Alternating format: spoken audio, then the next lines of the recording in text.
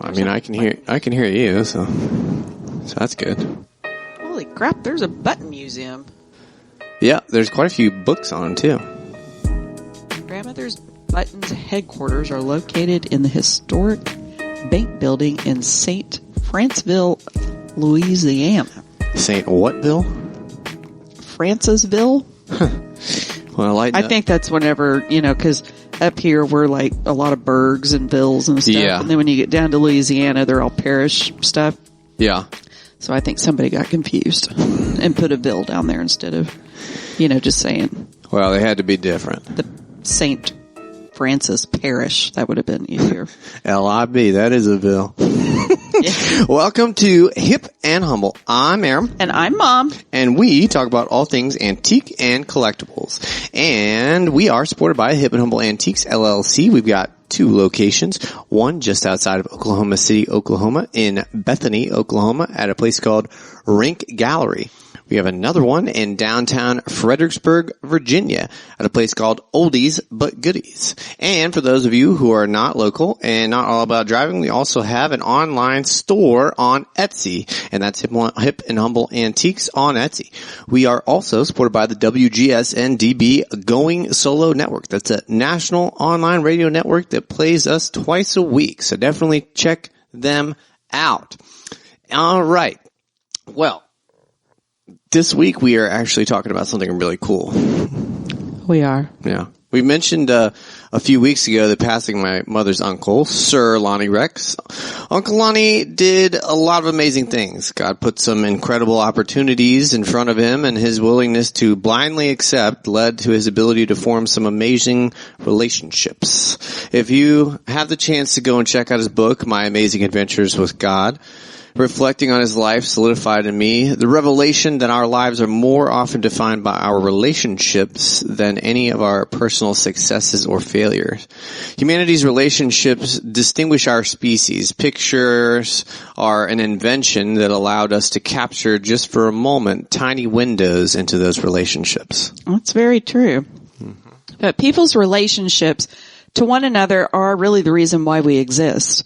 Well, that and we were actually created to worship God. So exactly. That was really why we were created. But yeah, well, I mean, that's a relationship. That's what I mean. Yeah. But we give each other our time, our love, our knowledge. Relationships are how we pass on information and experiences.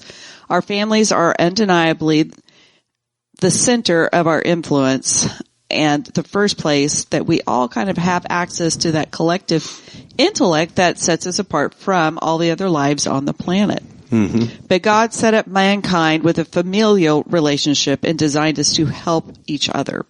Photographs give us kind of a physical representation, a tangible thing that we can hold that represent our relationships with each other. Photos, since their conception, have always been a window into the past. But today we're going to talk about photos and their influence on our culture and in our families.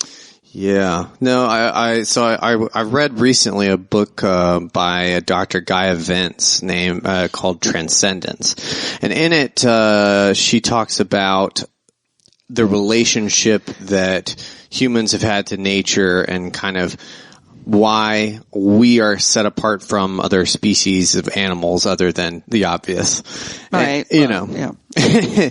And I thought it was very interesting. She emphasized the importance of collective knowledge, tribal knowledge, and she also made it a very interesting point in how we as humans learns things versus how other animals learn things. For example, a chimpanzee, whenever they learn how to perform an action for a reward, they will try to make that action or try to perform that action in the most efficient way possible. Whereas if you give a human child a task and you say that there's 3 steps to complete this task, however, one of the steps has nothing to do with the achieving the end goal, which would be, getting a snack. Government work. Oh my goodness. The human child will inevitably still complete that that part of the task, because we as humans have learned collectively over the years that just because you don't understand why you do something, a lot of the times you still need to do it. Whereas the monkey sees that said action as a useless action, and it doesn't do anything to actually achieve them getting a snack, and so they don't do it. And that makes sense. Yeah. Well, so are you saying that we're dumber than the monkeys? In the way that we conceptualize things, and not really, no. Might be a little bit. Maybe. Sometimes. So I will say at least bureaucratically we are for sure. That is for sure. Oh goodness. No, I thought it was interesting too, speaking a little bit further into that, that the reason that our brains have been able to develop faster and quicker and have a more cognitive function than other animals, other than the obvious, is because we developed ways to cook our food. And cooking your food actually digests it. And because our food is partially digested, we don't have to spend as much energy eating food. The majority of other animals is even some of the most intelligent animals, the majority of their energy is spent eating food and processing and digesting that food. So their bodies don't have the energy or the time to dedicate that extra energy to cognitive function, which I thought was really interesting. There's a lot of snarky things I could say right here. Mm-hmm. But I'm not. But yeah. I see that. Yeah, you didn't have to say anything. You didn't have to say anything at all. I didn't say anything else. I did not. Yeah. So we have quite a few old photos right now, and I brought them down here. Yep. And I brought some down here. Yeah. There was actually, we had a ton of older photos of our family that you had gone through a couple of years, quite a few years ago, whenever you had gone through them to digitize them, try to put them on the computer. Oh yeah, those are back at Nana's house. Yeah, those are back at Nana's house. Well, we had a request. That was one of my grandmother's, photo albums. Right. And I did go through and I actually scanned every one of the photos in and wrote exactly what was written on the back of them by all the pictures. And then the computer decided that they would just all go away. Yeah. So then I got really upset with it. So I put everything back into the photo album, and just in case, this is a little thing that I do, and you don't want to do this forever, but if you're transporting a photo album from point A to point B, from my house to my mother's house or wherever, I wrap it with saran wrap so nothing falls out. Yeah. Because sometimes your photo albums are not like these cute little nice books. They're like a book that has been squashed in with 4 million other things that really shouldn't been in there. But right. Well, and also, so there's obviously still a huge, craft booking community. However, in the younger generations, it's not as prevalent as it was. But for those, I tried. I really did try. I tried doing that whole scrapbook thing, and I know that it's really popular and still is. Yeah, no, that's what I'm saying. It's still very popular. I just don't like to do it. I've got all these other things that I do creatively, and it's just not one. Now, I will say I probably at least should print stuff and put in photo albums, because no matter how many digital whatevers that you have, there's still something about sitting down and going through a photo album. Yes, there really is. I've noticed that I enjoy seeing the physical copies of pictures more than I do just looking at digital copies of them. I mean, paintings, framed pictures. I have, the little photo albums. Those are always more fun to look at than just their phone. I'm not to say it's bad. I mean, I look through my photo album a lot on my phone, actually. Sometimes, yeah. But there's still something nice about sitting down and everybody, oh my gosh, look at this. And I will say a lot of times with the photo albums, because I will keep little scraps of this, that, and the other, and, plane tickets or ticket stubs or something like that, and I'll throw them in the photo album. And that's not something you're going to keep on your phone, I guess you could take a picture of them, but I don't know, there's something nice about physically seeing, oh, you know what, there was our There's the thing from our plane trip to Scotland. Yes. No, you're absolutely right. I mean, there's definitely just little napkin or whatever. Little papers that go along with life, for lack of better terminology. Sure. Train tickets, plane tickets, concert tickets, what have you. Napkin from a special restaurant. Yes. Oh, like the first time I ever went on a business trip, I went to Montreal, I guess a strictly business trip. I don't really count the Navy. That was more, it wasn't as, refined or elegant, I suppose I would say. But when I went up to Montreal, that was a lot of fun, and also felt like I was more grown up at that point as well.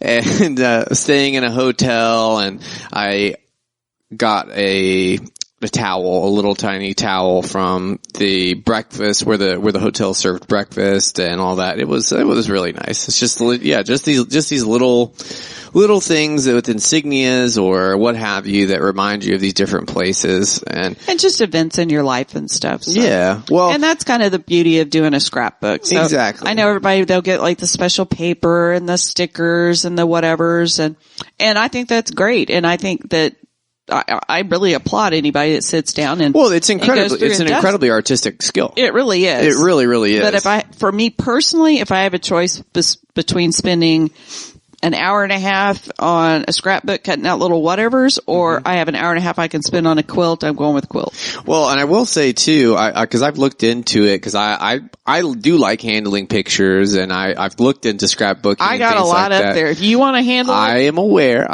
but let me finish. I was gonna say, I looked it up, and there are different companies where you can actually upload your pictures. Yeah, and it is cheating. But you can upload your pictures to the scrapbooks and have them placed in different places, and then they will print out a scrapbook with all of the different decorations and things in it. Yeah, I know, but that's not. It is not as that didn't have your little memorabilia in there. It's not as fulfilling. I agree.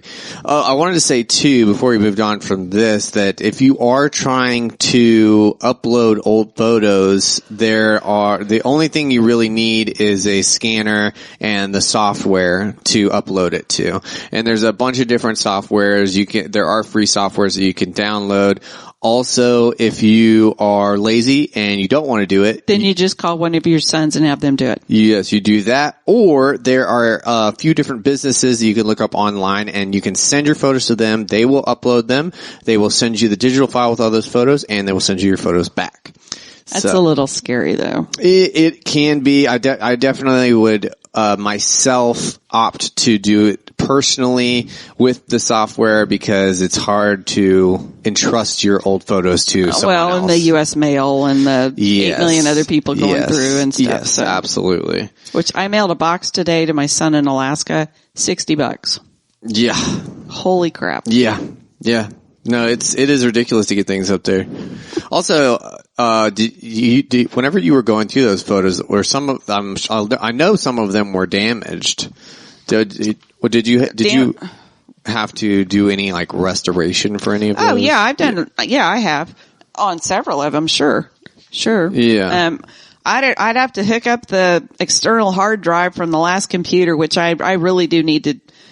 I've got so many things to do, and there's just the one of me. So, but that really does need to be done. I need to hook that up, and if nothing else, get those pictures on CDs so I can put them on other computers. Yes. And there's a lot of stuff in there from like soccer and stuff where I took pictures of everybody playing soccer. Yeah. Those can all go away, except my kids. The other kids, I don't need their pictures. Yes. Well, you know what? I can't remember what it was, maybe 10 years ago now, but it was at least 5 or 6 years after I got off of that team. I want to say it was the PWSI team. So it was before Annandale, before all that, when I was, or no, it was the Annandale team. I took pictures of all of it. Yes, but some boy that I played with from the Annandale team called me out of the blue. I want to say like 6 or 7 years after that team had disbanded.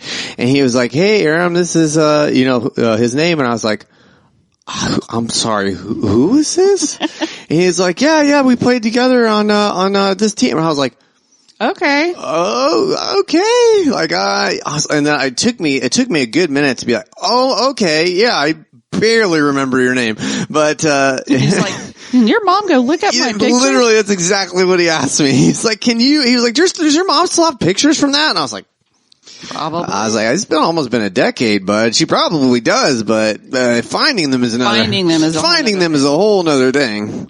So yeah, I did a lot of restoration on a lot of pictures, old family pictures, putting it back together and that kind of stuff, and then on just pictures in general. Not really restoration on those, but just enhancing or, kind of messing with them. But yeah. Well, what do you do exactly whenever you start restoring a photo? When I start restoring a photo? Yeah. First off, you look at your photo. Really? So, with your eyes? Yeah, but you look at the photo, what needs to be done. Right. To the photo. What needs to be done to the photo? Is it faded? Is it not faded? Is it ripped? Is it torn? Where is it ripped or torn? Right. Always hope for a rip or tear to be like in a tree or something, way easier to fix than a face. Yes. But kind of what do I need to do to this photo? What do I need to do to this photo, but I can do the least to it? I understand. So you don't want to sit there and have layer upon layer upon layer of editing and editing and editing on a photo. You want to do as little as you possibly can to restore the photo. Well, absolutely. Makes sense. So I would say, at least from looking at you editing photos for your photography too, it's a lot of the same principle. You don't want to rely on editing whenever you're taking the photos. You want to be able to set up the photos, lighting and the background, the framing, and have a good. And that's why you do all that. Right. Cause you want to set up. You want the picture that you took to look good. Right. But, when you are dealing with old family photos from, the early 1900s, there's going to be damage. There's going to be greeniness. There's going to be this, so you really just need to look at that photo and kind of diagnose, what does this photo need? What can I do to restore this photo using the least amount of steps that I possibly can? Right. So that I'm not really, changing the mood of the photo or the, if it's an artistic photo, if I don't want to change what their vision was, or, I don't want to give great Aunt Bertha or something, another eyeball or so, Yeah. But I would say, you want to keep it as true to the original as you can. For sure. And whenever you are restoring photos, though, you definitely want to digitize them first so that you can. It's easy. Yeah, definitely. And I will say I haven't done a whole lot of that because when Dad bought that new computer and he didn't put my Photoshop on there. No, he did not. And that's really annoying. He's like, oh, but you have this other one. I'm like, you know what? I understand that there's a million photo editors out there. I've used Photoshop. That's what I use. That's what I like.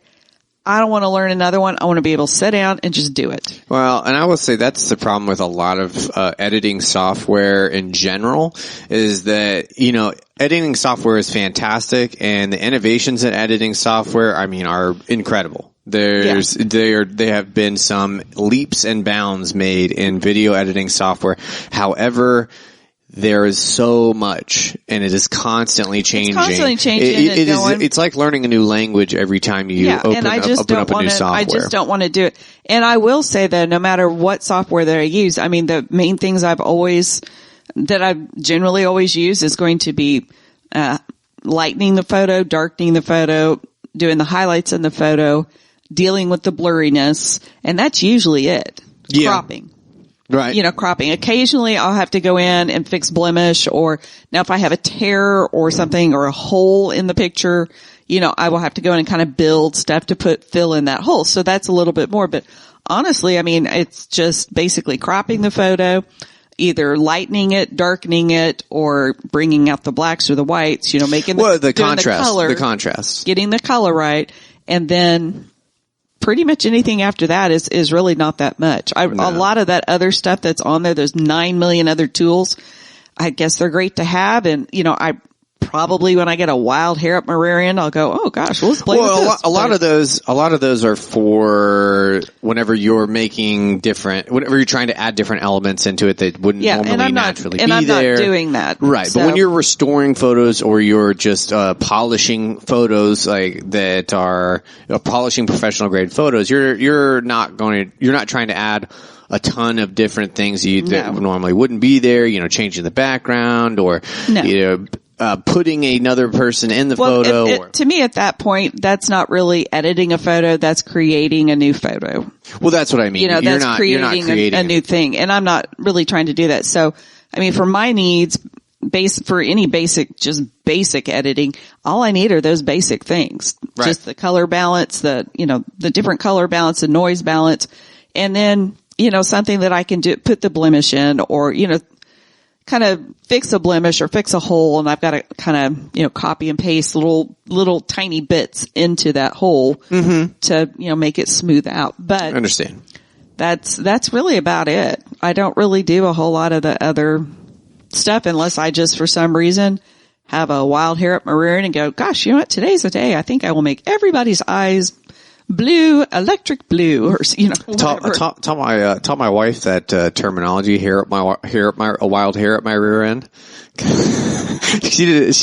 Her family is from the north. God bless them. And they don't know a lot of this terminology. That I have discovered, and I graduated from Boston University, so I have been up north, but they don't joke around much. They don't. And it is unsettling. It's unsettling. It's unsettling. But but they don't have any kind of I don't know, what is that called? They don't have any inference. They don't. No, I won't say that. My wife's families, they're pretty funny. I'm talking about a lot of them. No. Oh yeah. In general. So, but I mean, if I say, well, I got a wild hair up my rear end, look at you like, okay. Very literal. They are. That's the word. Very literal. Very literal. Right. Very literal. Yes. Which sometimes for me, that's fun. But then, of course, it can be very fun. It can be very bad. It can go back and forth. It can go either way, really. This reminds me. So I was a server at Cracker Barrel for around 6 years or so before all of my travels and everything. And I don't think that long. It was a while. I don't think it was 6 years though. It was at least 5. It was at least 5 because I started when I was in college, 19. Yeah. And okay, so probably 4 years then. Yeah, so it wasn't that long. Yeah. But anyways, so I was a server, and for those of you that weren't, you are the problem. You are the problem. I'm just going to let you know right now, if you think you're nice or you think, oh, I tip in this and this and this, you're the problem. You're the problem. So now that that's out of the way, though, I feel really bad for servers. No, Kayla and I stopped at a Cracker Barrel when we were driving back from Houston a couple of weeks ago, and Kale saw it. The ladies were behind me, but I guess this lady was going off on this girl about her steak. You're not teaching anyone a lesson. That's a livelihood. That's where they go to work. You're not special. You're not more important or intelligent than these people. This poor girl was shaking. I mean, she was almost in tears, and I was like, okay. And those two ladies just got up and left, and I was like, okay, sweetheart. I was like, you're gonna hold my hand. We're just gonna calm down. I was like, you know what? It's okay. Yeah, I didn't last long in that because that irritates me. Well, there was so many stories. There was one time a gentleman with a 5-top, which it's 5 people sit down, so they had a bill that was large enough that I was going to get a decent tip. He left me $1 on the table, and I walked it out to him, and I said, "You know what? You need this more than I do. You take this." Yeah. And he said, "Oh, well, I was gonna." I said, No, you take this. This is an insult. And it is. It is. It is absolutely an insult. You need to, every person needs to work in a service job for a while, period. Yes. Yeah. Service, retail, anything where you see that other people don't treat other people like human beings. They really don't. But they really don't. But there's really no cause for that. I mean, I understand these two old ladies behind me. If they did not enjoy their food, if it was not cooked to their satisfaction or whatever, that's fine. But there is no reason to take it out on a waiter. Well, the other thing too is whatever your unique experience, it doesn't entitle you to act like that. It really doesn't. It really doesn't. You're not special. I did give her a good tip, probably a better tip. Well, I gave her a lot better tip than what our bill was, but I thought, well, I'll just make up for that mean lady. But anyways, before you interrupted me and sent me on a different rabbit trail, the story I was trying to tell was... I don't even know what you're talking about. I know. Went away. The story I was trying to tell was there was this table that I waited on, and I, am very tit for tat, if you will. I tend to joke around quite a bit, and a lot of times that worked very well. People generally enjoyed it.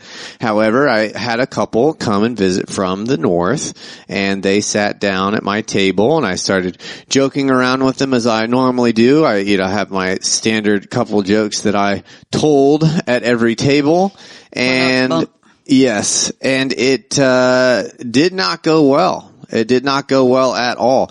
And the gentleman said, "You seem like you're a very intelligent person, but you are making jokes at our behest. I think you feel very bored in this job, and I think that's causing you to lash out at us. I don't understand why you're acting this way." And I was like, "Oh, sir, that is not my intention. I am not belittling you in any way, and I apologize if you felt that way. However, this is how I have been raised to be familial with and affable with people throughout my life. So I'm sorry if that makes you feel uncomfortable." Yeah.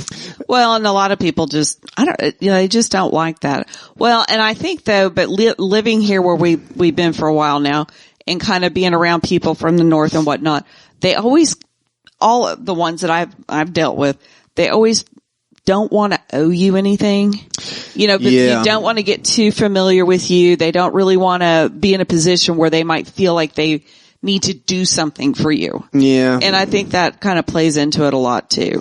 Well, I think that's a personality trait. I don't think that's limited to the north. I've met people in the south that are that way as well. It's not, but most of them I've found have been New Yorkers and kind of in that area. But yeah, well, that does seem like a cultural attitude, specifically for cities, though, too. Oh yeah. Oh well, yeah. You know what I mean? Oh yeah. But before we get way into that and way more off topic than what we were originally talking about, we're going to take a quick break. Okay. Hi, my name is Kaylin, and I'm the host of a new podcast called Tea Time Thoughts. Do you ever wish you could learn more about history, books, music, art, and culture, but you just don't know where to start? I totally feel your pain. Learning about all these things can be so overwhelming. Well, I want to change all of that for you. In my podcast, Tea Time Thoughts, I'll show you just how fun it all can be. In the time it takes to have a cup of tea, I'm going to teach you everything from the French Revolution to the Black Plague, Mozart to Broadway musicals, Da Vinci to Robert Frost, ancient Egypt to Queen Elizabeth II, and more. You can stream Tea Time Thoughts wherever you listen to your favorite podcasts. So what are you waiting for? Put the kettle on and listen to Tea Time Thoughts today.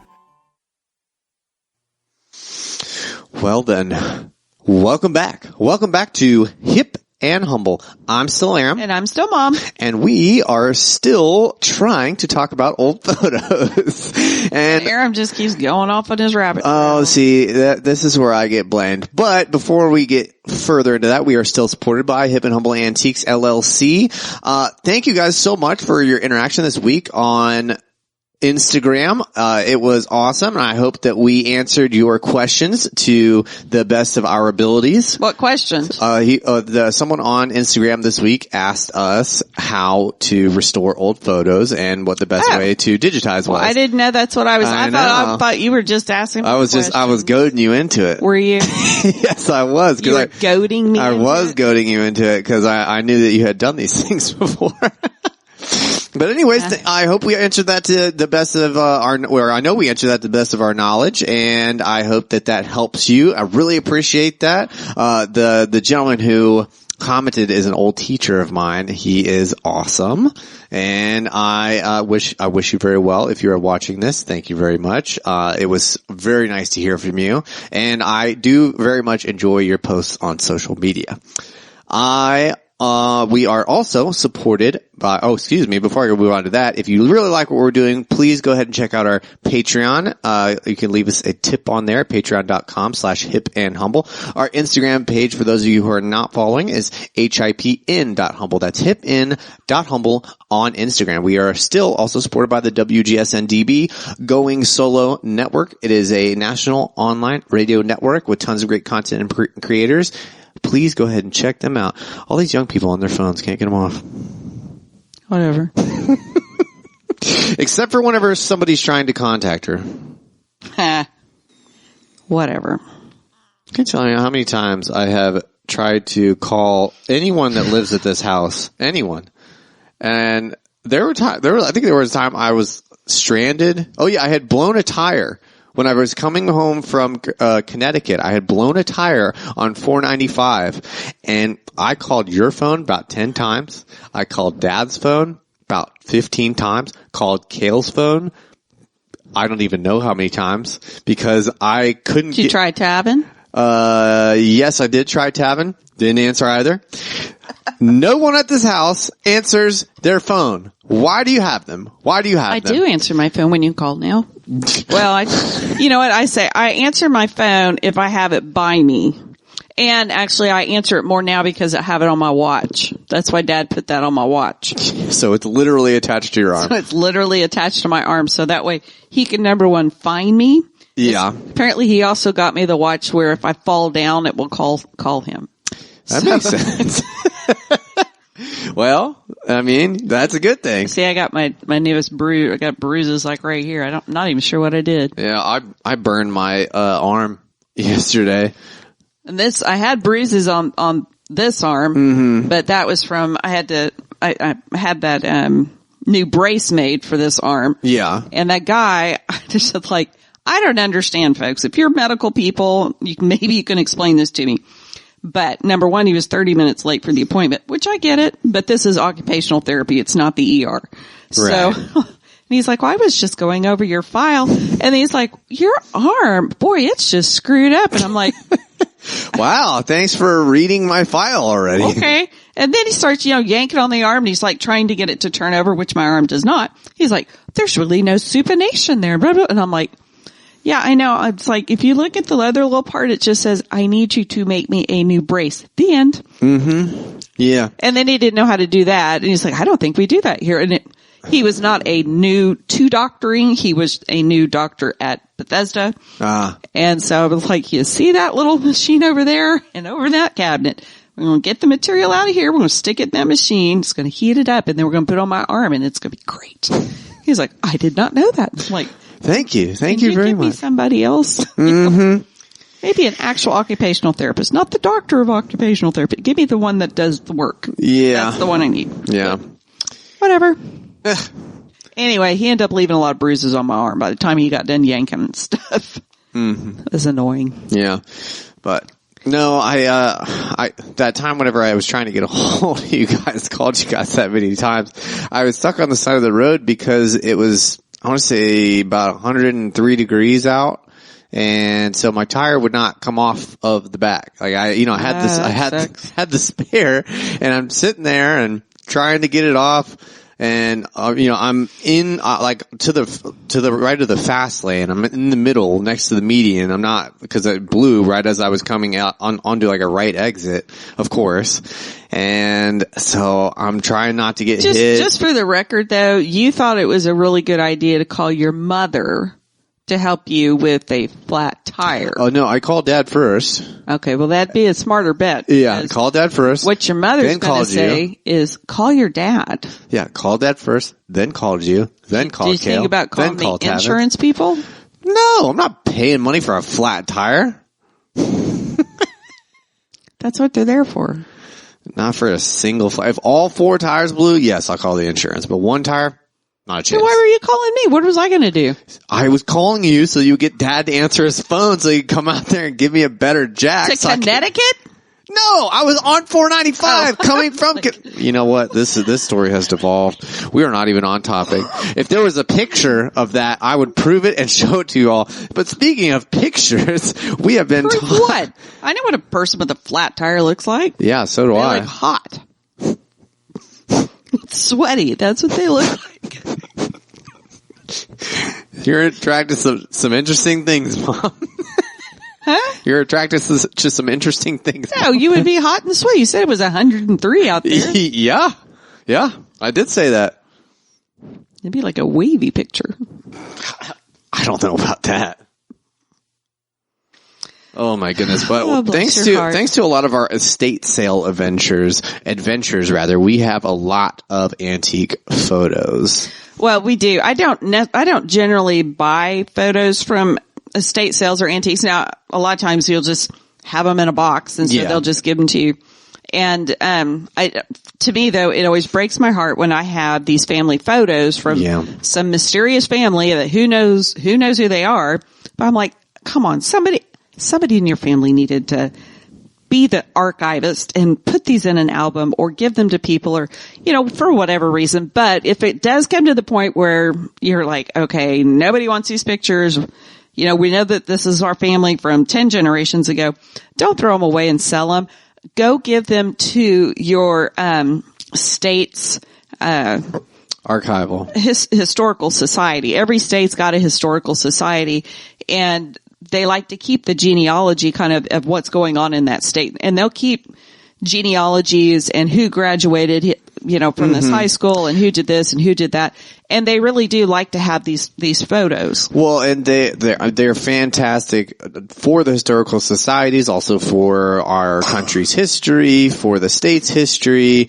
Everybody, it's like the butterfly effect. Everything that everyone does have an effect somewhere and in some way. And whenever you're following these the genealogy or the familial lines of different people in different states, it really has it paints an interesting picture of the phases of history that our country or that culture or that society has gone through. Yeah. But, a lot of times, they like them for the particular state that you're in. And also it's, people move, and a lot of times they're like, oh, well, I'm from New York, but now I live in, Nevada, and they died, and what do I do? Well, you still give it, you can still give it to the Nevada Historical Society because it shows this person was born over here. We got, somebody's researching you later, which, as we all know, there's a ton of the family research things out. Absolutely. And it's good to keep those, lines going. So we know. Well, not only that, I mean, because they always want proof. If you are thinking of future historians who want to get their doctorate in history, they got to have something to look up. Well, they do. They do. But the I know Oklahoma Historical Society and the genealogy, specifically that area, they enjoy getting those photos. And so because it just shows who was there, who lived there, where those people were from, when they kind of came in, it gives you that whole sense of everything. So, if you have old family photos and you just, for whatever reason that you have, are like, I just don't want this anymore, please don't throw them away or just throw them in a garage sale. Go ahead and give them to your historical society. Yeah, well, one other thing too is a lot of times, I mean, like we said, we have a lot of these older photos because somebody doesn't want them there, and they just get thrown in with things in the estate sale, and it's sad to see too. It's a little odd because you're looking at somebody else's. Family. It is somebody else's memory, somebody else's like relationships. You're invading their privacy. It is. It's an intimate thing. Yeah. Whenever we talked earlier about there's something about going through physical photos with friends or family, and that's an intimate thing. I mean, you don't share photos with everybody as soon as you meet them. No, unless you're my dad on his phone, no. But. Hey, did you see motorcycle? No, he is just, but he's very excited. I will say a lot of the photos that we have now and stuff, there seems to be kind of an intimacy degradation or something. Degradation? Yeah. So it's kind of like, when you take the picture, that's your family and this is our family and this is everything that we've done. And like for you, you look at our immediate family, go, wow, I remember this trip, or I did this, or I did that, or whatever. And then you might look at pictures from my childhood and go, oh my gosh, look at mom. She was this, she was that. Look how long your legs are, blah, blah, blah. I remember the first time I saw a picture of my mom when she was 17 with curly hair. I don't remember, and I had never seen her in my life with curly hair. I was like, oh my. Well, goodness. You did, but. Well, I remember. Yeah, yeah. It was different. It was. It was different. It was right there. I know. I could see it right now. But you're interested in kind of those little things. And then you kind of look at my mom's pictures from when she was yeah. a kid, and you're like, oh my gosh, look at Nana, look at this. Well, and it's interesting to looking at like pictures with Nana because one, the lighting on those pictures is different because of the camera equipment back then. But if you look at the background and the setting, it's difficult to imagine. It's difficult to imagine that setting in that time being the same because you kind of could see the different background. I don't know. It's hard to describe.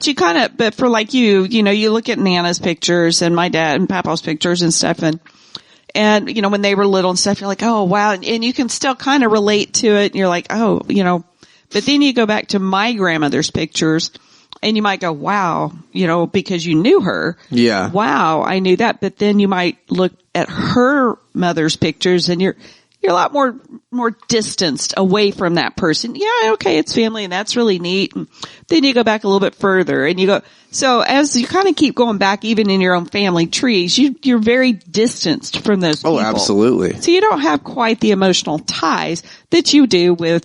Oh no, that's pictures of today. That's 100% true. I know that. But looking at a lot of these pictures that we have, it's kind of interesting because your perspective changes from this emotional tie to a more historic tie. Yes. Where, you know, I've got these pictures, that I've gone through and I do like going through them. I think they're really neat, but I have them from the 1920s and 30s and these boys are standing on a rock and they're in swimsuits that are down to their knees. They're so and they're cool just, too. you know, I mean, but I'm just like that.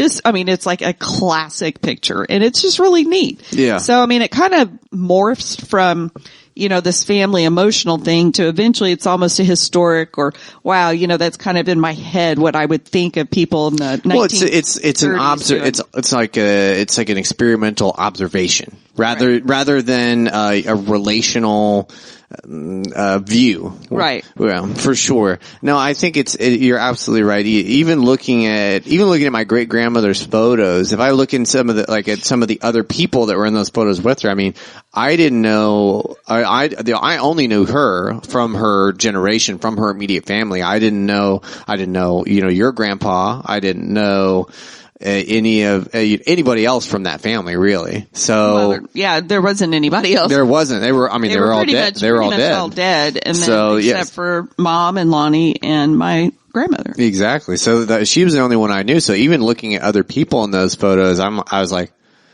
you know, I was almost like, it was like looking at someone else's memory that had nothing that had nothing to do with me. And you know, which was always cool. And I think that's one of the reasons I've always really enjoyed history as well, is because it's it is the story of different relationships. Sure. You know, I mean, every king, every emperor, every conqueror, every this, that, they all were defined by their relationships. I mean, even Genghis Khan, you know, Genghis Khan he changed the temperature of the earth with the amount of people he killed. He lowered the temperature of the earth because of how many people he killed.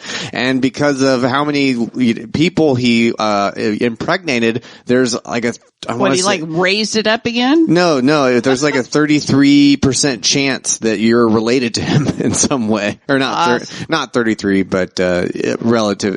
There's a percentage chance that you are related to Genghis Khan, and a lot of people on Earth are related to him, at least vaguely, because of how many people he was with and how the amount of land he conquered and all this. But all of that was based on these relationships, is what I mean. I went off on a tangent there. I think that if you have impregnated that many women, that really wasn't a relationship. No, I was thinking more of his relationship with... He wasn't really known for his demure lifestyle. No, I was saying more his relationship to like the men that he commanded, not necessarily the women he raped. Yeah. Yeah. Well, I've enjoyed looking at this particular group of photos and stuff that we have in here. Might take pictures and stuff, but you never know what you're going to get. It's just like, I'm really big on kind of what we used to call them grab bags. So you get this grab bag and you like open it and you just didn't know what was going to be in there, but you knew it was going to be fun. Mm-hmm. And they still have those at the dollar store. Yeah, yeah. Well, they kind of did this with these pictures and stuff. You just open them up and it looks like it was two families from New York area, mm-hmm. Jewish. I believe one was Jewish and I believe the other one was Catholic. just because one of them has a yarmulke on in his wedding picture. And then there was another wedding picture and they have a big cross on and they look Catholic. But, anyway, it was just kind of interesting to see. I have no idea why these two families would have, a Jewish family and a Catholic family would have photos together. Could have been a marriage. It could have been a marriage. Could have been, but it was just neat to see. Neat to see how they, how they recreated, whoever these people were, they did have money because they did not take pictures back then like we do. I mean, it was very expensive to take pictures and, it cost a lot for the camera, the film, the developing, and it was a big, big ordeal. So for this particular two families, however they came about together or whatever, they had money. They had a lot of money. And a lot of the pictures were kind of even more artistic type, which I'm like, okay, you really had to have money to be able to blow that on film. Yeah. And we are out of time. Oh, we are? Yeah, we're a little over. Well, we didn't really even go. We didn't even get kind of into the history of it or anything like that. Because you have to talk about your stupid Cracker Barrel stuff. No. That is jumping to conclusions. I was not the one who derailed this conversation at first. No, that was you because you were conning me into talking about editing photos. That wasn't a derailing of the conversation. That was the point of the conversation. I wasn't derailing I didn't know the point. Before we start arguing about this too much, stay hip. And humble. All right, bye. Bye.